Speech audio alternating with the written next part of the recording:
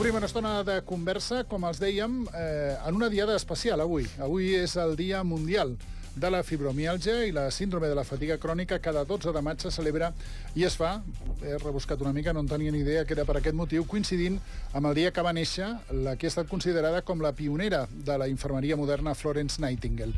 L'associació AMARE, l'Associació de Malalts i Afectats Reumàtics, Fibromiàlgics i de la síndrome de la fatiga crònica, va celebrar ahir Assemblea General. I no era una assemblea qualsevol, perquè es produïa, a banda dels actes clàssics, no?, que recullen els estatuts i que ha d'incloure una assemblea, doncs un punt de l'ordre del dia important, com era l'elecció de la Junta Directiva.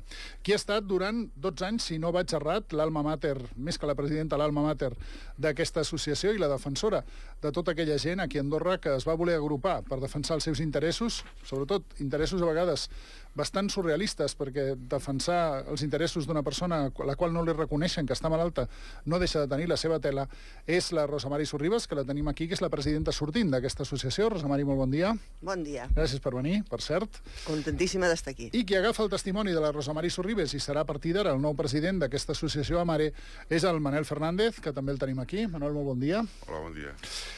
L'Organització Mundial de la Salut des de l'any 1992 té reconeguda la fibromiàlgia com una malaltia i això es fa a partir de la inclusió en una classificació coneguda, validada, homologada arreu del món, que es diu la Classificació Internacional de Malalties. Les sigles en castellà, per on he trobat jo el document, era el CIE. I és la 10a revisió, precisament, d'aquest CIE, que és un document mòbil, no? Concretament, amb la categorització M79.7 es troba la fibromiàlgia, com dèiem, des de l'any 1992, reconeguda per aquest Santa Santorum Mundial. I, com es deia abans, a vostès no se'ls faria estrany que tinguessin una grip i que haguessin de convèncer en el seu entorn laboral, el seu entorn pròxim, els seus amics, a la societat en general, que té grip, malgrat que vostès tinguessin febre, malgrat que vostès moquegessin pel nas, tinguessin els ulls botits, oi que els empiparia? Doncs això els hi passa als fibromiàlgics, Rosa Mari. Sí, però una mica més greu, Aquí arreu del món, per cert. Sí, aquí arreu del món. El que passa que, per exemple, no sé, a la majoria d'indrets ja està reconeguda el protocol de diagnòstic, cosa que Andorra també va signar a la seva època amb l'OMS. Però per aquells miracles de la vida o per aquelles desgràcies, nosaltres sempre havíem demanat el protocol de diagnòstic que es fes efectiu aquí a Andorra, perquè així els principals interessats, que són els metges, perquè són els que ho han de diagnosticar, no saben, no tenen eines per fer-ho. I així comença el gran calvari d'anar d'especialistes a especialistes fora d'aquí, que tu has de pagar tu, i si no tens diners, doncs els has de demanar. I bé, la situació és que nosaltres estem totalment desprotegits. El protocol de diagnòstic es va signar amb l'OMS, Andorra l'ha signat, nosaltres ho demanàvem a la CAS, però és que realment ara ens hem adonat de que no és a la CAS que ho hem de demanar. La CAS, diguéssim, no és més que un pas entremig.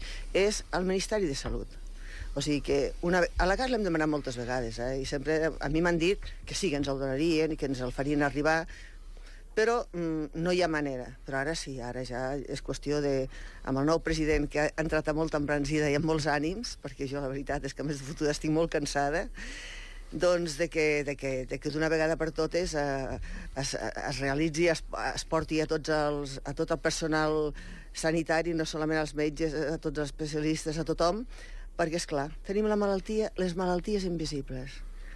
I t'asseguro jo que, a fe de Déu, són invisibles, però hi són, Òbviament, a base de bé. Òbviament que sí.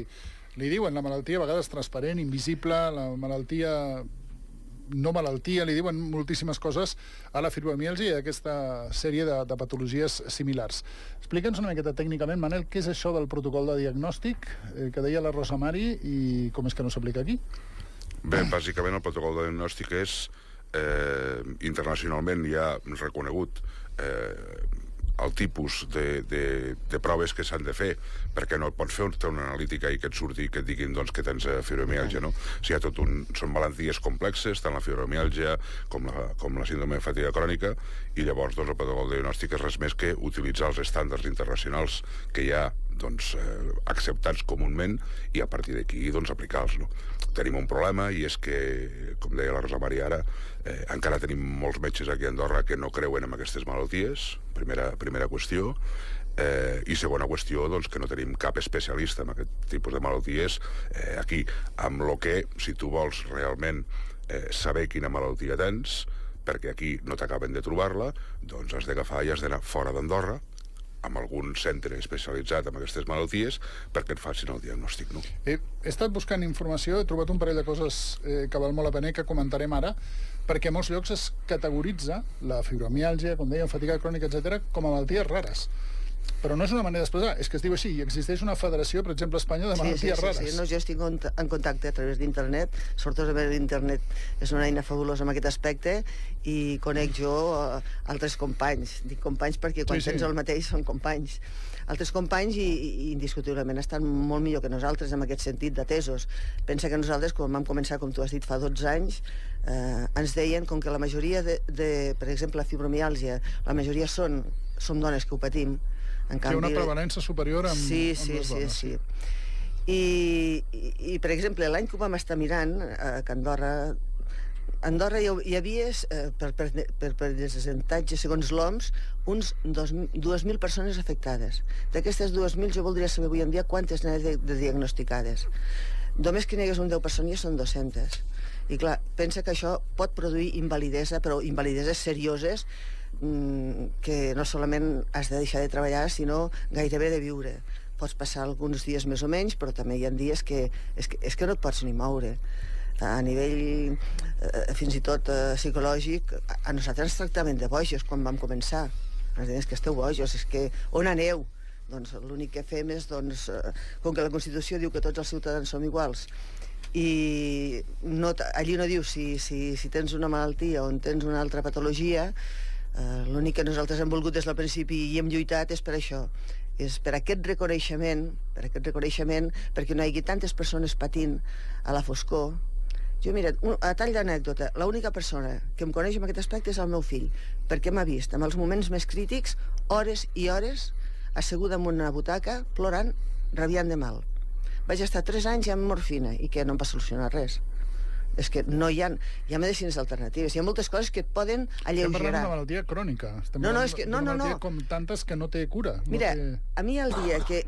Jo vaig tenir sort, vaig ser de les persones que vaig tenir sort, perquè al cap de donar molts toms fora d'aquí, un dia em vaig anar a veure amb una amiga, la doctora Maria Elena Castro, i vam estar parlant molt, i em va dir, doncs, el que tu m'estàs dient és que és fibromiàlgia, és que és fatiga crònica. Jo vaig tenir aquesta sort, però hi ha molta gent que no té aquesta sort i ha de continuar doncs, aquest via crucis de clínica en clínica, com ha dit aquí el company, perquè no hi ha manera que et facin cas. I jo crec que això a Andorra no és més que una qüestió econòmica.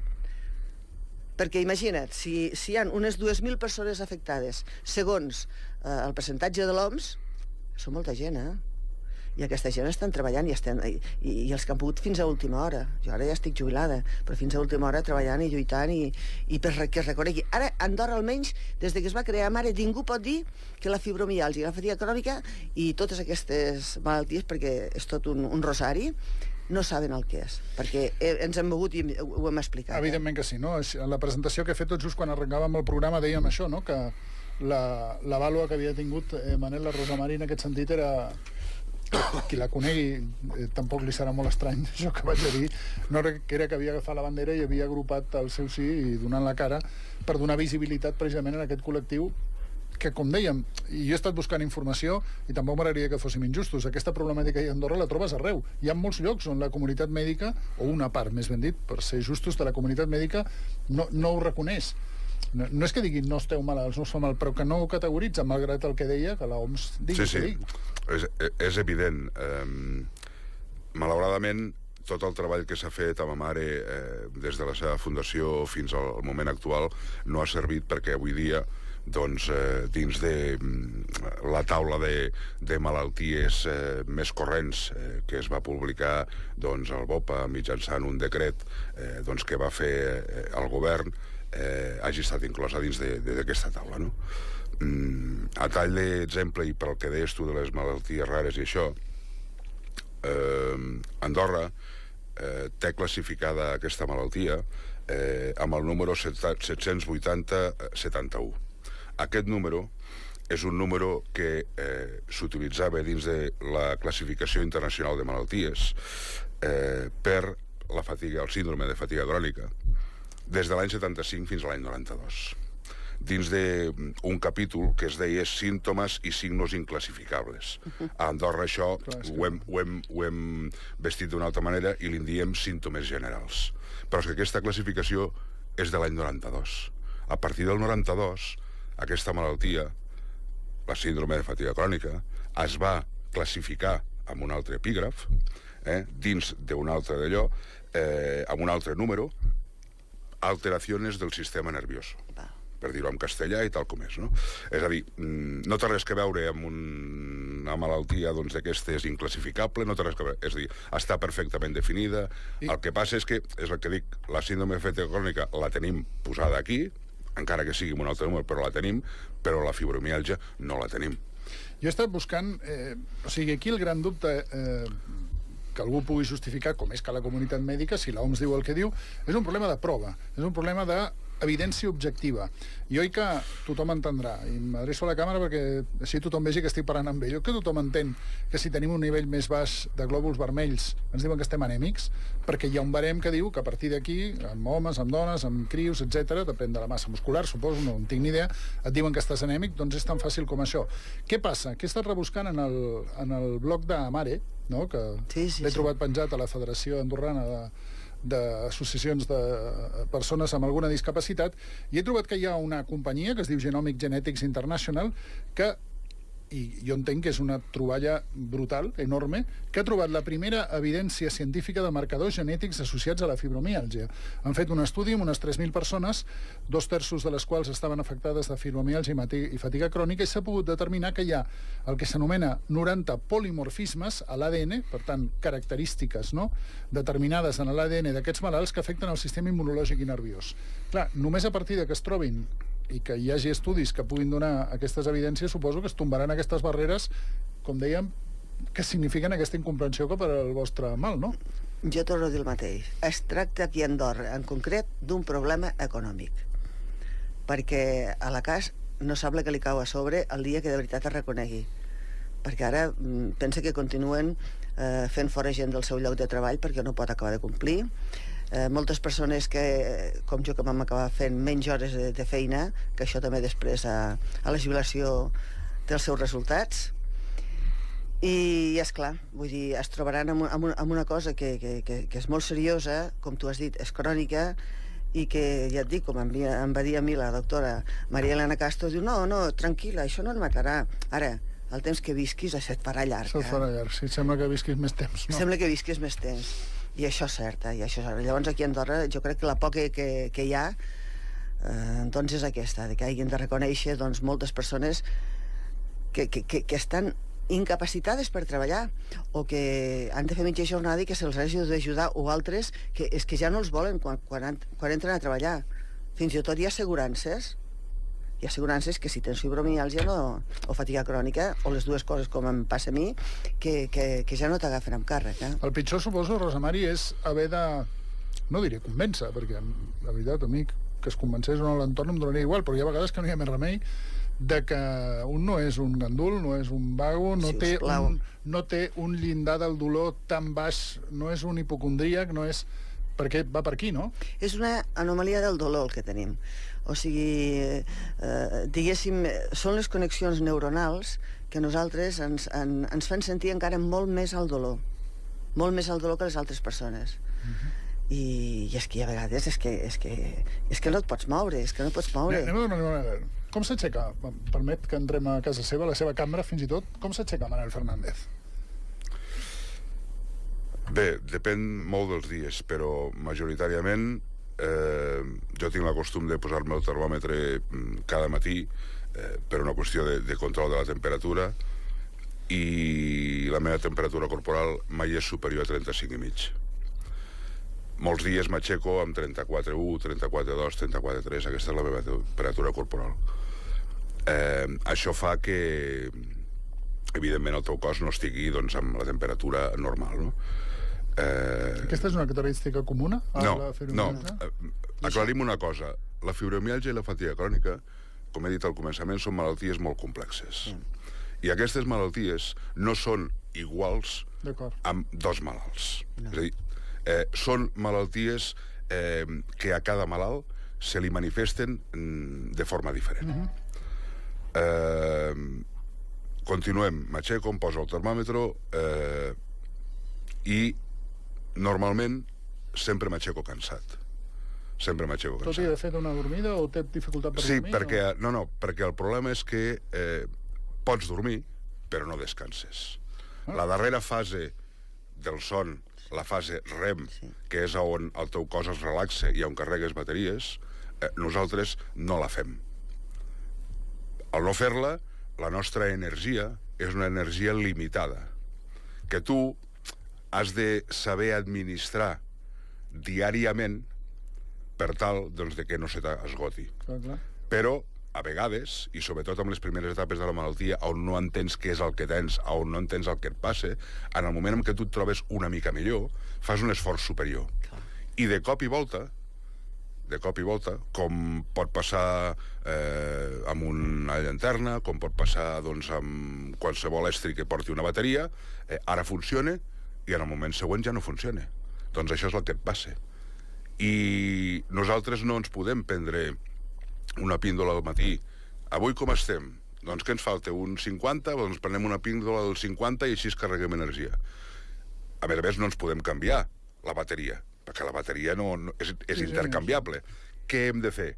Doncs una càrrega lenta. I aquesta càrrega lenta, si la teva baixada ha sigut brutal, et pot comportar, com a mi m'ha comportat en moments determinats, doncs un mes i mig, passant-ho molt malament, sense poder pràcticament sortir de casa, moltes vegades no podent moure-te ni aixecar-te del llit, etc. I a més, això implica que quan tens un brot de la malaltia tinguis també un canvi del teu umbral de dolor. Si tu et punxes cada dia amb un dit, amb una agulla, al cap d'una setmana no tindràs tant dolor. I al cap d'un mes hi tindràs un callo que per molt que punxis res. Però en el moment en què t'arranquin el callo, que és el brot, a la que tornis a punxar, ja tornes a tindre un umbral de dolor diferent. I aquest és el gran problema. Després, a veure, en el meu cas, doncs, el meu sistema immunitari és molt dèbil, soc molt propens a agafar qualsevol cosa, qualsevol microbi que passi por ahí, doncs, a Cal Fernández doncs, té un lloc per estar-s'hi, el meu sistema endocrí està fumut, sempre tinc dolor, el que passa és que t'acostumes al dolor. El dolor t'hi vas acostumant, però fins que et canvi, i en el moment en què et canvia, la crisi és brutal, no? I quan, en el meu cas, doncs, jo ja tinc una invalidesa, m'ho puc regular millor. Però quan, sobretot les persones que tenen fibromiàlgia, que estan diagnosticades, que realment pateixen, però que han de fer la seva activitat diària i han de, amb això, doncs, fer aquesta activitat física que és contrària al que els hi convindria, doncs l'únic que fan és agreujar cada dia més la malaltia. Déu-n'hi-do. No. No és gens fàcil de portar perquè, a més, tens la incomprensió de la societat en general, dels companys de feina, de la família a vegades, no ha estat el meu cas, però de la família, i no cal dir dels patrons, perquè no s'adonen de que no és una loteria a la que nosaltres hem jugat i ens ha tocat, és que això pot arribar a cada casa en el millor moment, o en el pitjor moment. I hi ha gent que continuen fent fora al carrer, hi ha gent que no poden complir amb la feina o els hi podrien donar una altra feina, i tal com està el pati a tot arreu, i també aquí a Andorra. Un dubte, Rosemary, un fibromiàlgic neix o s'hi torna? Jo crec que s'hi torna. És que no està clar això tampoc, és una de les coses que tu has dit, se'n fan molts d'estudis, jo ho vaig seguint molt per internet tot, se'n fan molts d'estudis, però a mi que m'ho he sentit als 20 anys. Generalment ve a partir de 40-45, que és el que et devia passar. No, jo vaig caure mal als 51. Veus? És que és això, és quan ja... Perquè també hi té molt a veure... Diuen que podria ser de tipus hormonal, fins i tot. És que n'han fet tants estudis, ens han donat tantes esperances, ens han explicat tantes coses, però a l'hora de la veritat és tu que ho has de passar a la teva família i espavila si no tens feina, i espavila si no la pots fer. O sigui que de fàcil no ho tenim gens, i ja et dic, aquí a Andorra, segons l'OMS, hi han d'haver unes 2.000 persones afectades, per estadístiques. Jo he trobat algunes dades que parlaven que depèn dels indrets, però perquè a més és un tema també que va molt per zones, independentment de la prevalença del sexe. Però he trobat que diuen que entre un 2 i un 6% de la... Sí, jo he comptat de 3 a 4, he comptat. Doncs més o menys és la forquilla aquesta intermitja, no? Sí. Tot i que he vist, per exemple, que hi ha països on està molt més, i suposo que en altres països millor es considera menys, segurament perquè està menys diagnosticada. També pot anar la situació per aquí. Jo el que puc assegurar és que, tal com jo he anat a treballar, moltes vegades, no hi ha qui ho aguanti. No hi ha qui ho aguanti. I a més és aquesta incomprensió total. Au, va, fem això, fem allò... És que no puc, Home, és que va, no anima't. puc. Anima't, sí, no? Això passa també a la gent que no ha tingut a l'entorn gent amb depressió, no? Que diuen, Sí, vinga, que t'has sí. aixecat amb el peu esquerre. També la part psicològica, la part psicològica també queda bastant afectada, perquè et trobes en un entorn, doncs, això, tot, que de solidari no en té res, perquè, escolta, si és allò... Jo recordo un dia que m'han dit, pues, escolta, si tu fas molt bona cara avui. Dic, bueno, és que avui sortosament la cara no em fa mal, però hi ha vegades que els muscles sí. A mi m'ha arribat a passar, jo no sé si coneixeu més casos, que durant 3 vegades m'he quedat cega, perquè, clar, són muscles. Són els muscles. Al cap d'una estona m'ha tornat, però imagineu-vos quin ensurt, no? O sigui que et pot passar qualsevol cosa, i tot surt de lo mateix, i busca les causes. La tiroides, també gairebé tothom estem afectats de la tiroides, amb un alt grau, i tantes coses. Canvi de junta, Sí. què hem de fer, Manel? Aleluia. Quin pla full de ruta? Tenim molta sort amb el Manel, tenim molta sort. Xuleja molt de dir. Quin full de ruta tenim? Sí. Bé, jo penso que el principal, la idea principal és fer que la fibromiàlgia doncs, la tinguem. No és fàcil. El ministre actual doncs, no sé com pense ni sé doncs, tampoc què és el que vol fer, perquè l'últim CONADIS que vam tindre, el Consell Andorrà de Discapacitat, doncs, i perquè hi ha hagut aquesta disgregació entre el Ministeri de Salut i el Ministeri de Benestar, no hi va ser. Jo penso que ell és un actor molt important al Ministeri de Salut, perquè al cap i a la fi estem parlant de salut. És cert que després de la salut, després de que doncs, t'hagin diagnosticat, avaluat, etc., haguis pogut tindre una pensió d'invalidesa i ve un component de benestar, que és el tema doncs, de que la gent que cobrarà una pensió mínima doncs, pugui arribar doncs, a una pensió digna mitjançant doncs, tot el tipus de contribucions que hi ha per part de govern o de la casa, etc., però en el primer estadi és un tema de salut. I l'anterior ministra de Salut va dir que sí, que ja ho veuríem, però que això era un tema a mig-llarg termini, no? Heu demanat o demanareu? No, vull dir, va ser unes declaracions que va fer públicament. Vull dir Que dic si demanareu amb el nou ministre... Sí, intentarem parlar amb el nou ministre de Salut, perquè doncs, és un tema que, com he dit abans, ja que ell no va estar en el CONADIS, doncs penso que l'associació li ha de fer directament amb aquest aspecte, no? Jo, la veritat, no en tinc masses esperances sobre aquest tema, perquè com ha dit abans la Rosa Mari, crec que avui dia el món es mou bàsicament per temes econòmics, i això doncs, no deixa de ser un tema econòmic, no? Però els malalts el que reivindiquem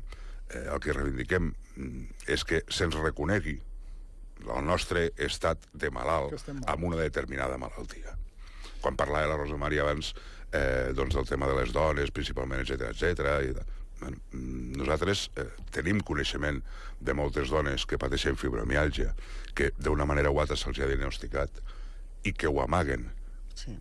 Que ho amaguen, per por precisament a això, a com respondrà l'entorn, a com respondrà... És bàsic, primer, que el malalt accepti que la malaltia la té. I segon, és encara més bàsic que el seu entorn familiar, laboral i social entengui que aquest malalt està patint això. Ja hem vist que no els enganyàvem, quan els dèiem que estàvem parlant d'una casuística dolorosa, evidentment, i no estic fent ara un joc de paraules, evidentment, amb el que senten, sinó que no hi ha qüestió més dolorosa que haver de convèncer a la persona que tens al costat, a algú que t'ha de valorar, doncs que estàs malalt, quan realment ho estàs i l'altra persona, per qüestions d'evidència, doncs no s'ha trobat encara la manera de fer-ho, o com a mínim aquí no hem implantat la manera de fer-ho. Rosa Mari, moltíssimes gràcies. Moltes gràcies a tu per celebrar, malauradament. No és una celebració, però almenys vosaltres heu tingut un gran detall, perquè quan s'ha de commemorar un dia és que alguna cosa falla. I sobretot aquí a Andorra. O sigui, jo tinc molta confiança amb la nova Junta, amb el Manel, que és un lluitador nat, i suposo que el senyor ministre ens farà cas d'una vegada, perquè, escolta, si no muntem una revolució, ja està bé, 12 anys esperant el protocol de diagnòstic, ja està bé. Rosa Mari, moltíssimes gràcies. Moltes gràcies a vosaltres. Molta sort en la nova etapa. Gràcies, Àlex.